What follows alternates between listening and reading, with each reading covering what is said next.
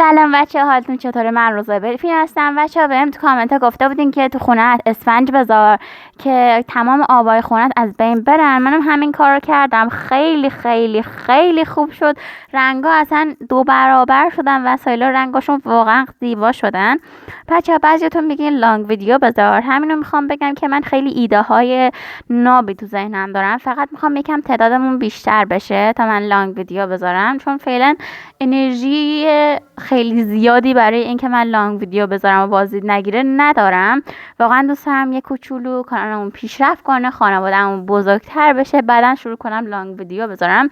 حتما منتظر باشین که لانگ ویدیو بذارم. فقط 50 تا سابسکرایب بیشتر بشی، مطمئن باشی منم انرژیم 50 برابر بیشتر میشه و ویدیو لانگ براتون میذارم. دیگه صحبت نمی کنم، خودتون از بقیه خونه لذت ببریم. بای بای. تموم شد.